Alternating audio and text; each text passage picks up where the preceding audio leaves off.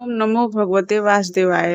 युधिष्ठिर कहने लगे कि हे भगवान, भाद्रपद शुक्ल एकादशी का क्या नाम है, इसकी विधि तथा इसका महात्म कृपा करके कहिए। तब भगवान श्री कृष्ण कहने लगे कि इस पूरे स्वर्ग और मोक्ष को देने वाली तथा सब पापों का नाश करने वाली उत्तम वामन एकादशी का महात्म है। तुमसे कहता हूँ, तुम ध्यान पूर्वक सुनो।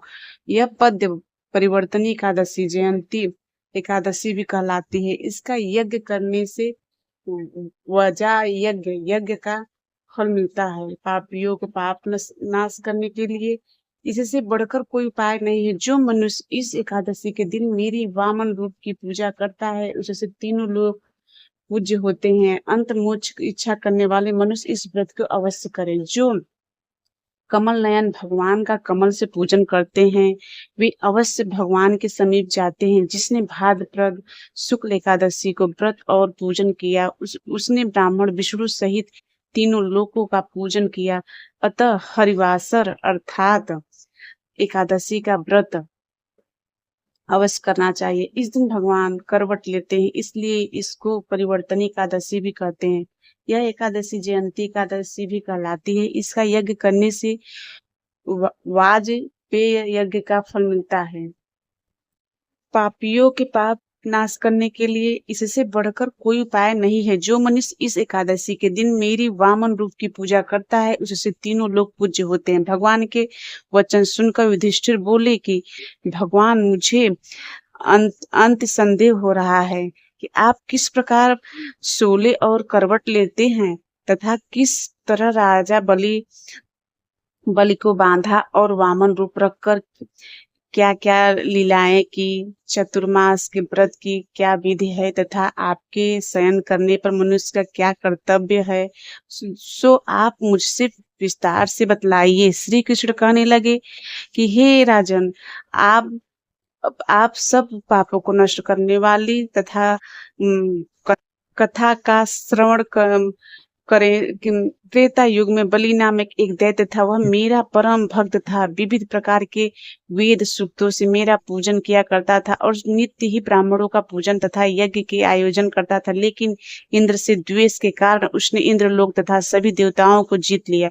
इस कारण सभी देवता एकत्र होकर सोच विचार कर भगवान के पास गए। बृहस्पति सहित इंद्रादिक देवता प्रभु के निकट जाकर नमस्तक होकर वेद मंत्रों द्वारा भगवान का पूजन और स्तुति करने लगे। अतः मैंने वामन रूप धारण करके 5वां अवतार लिया है और फिर अत्यंत तेजस्वी रूप से राजा बलि को जीत लिया।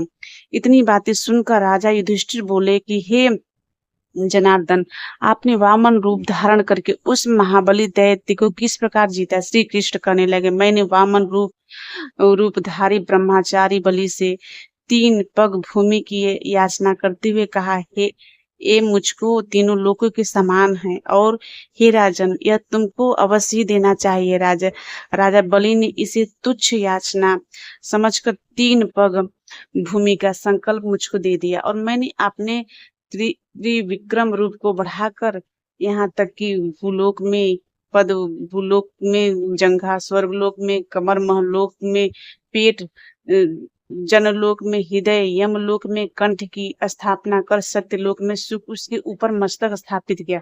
सूर्य, चंद्रमा आदि सब ग्रह, गण, योग, नक्षत्र, इंद्रादिक देवता और शेष आदि सब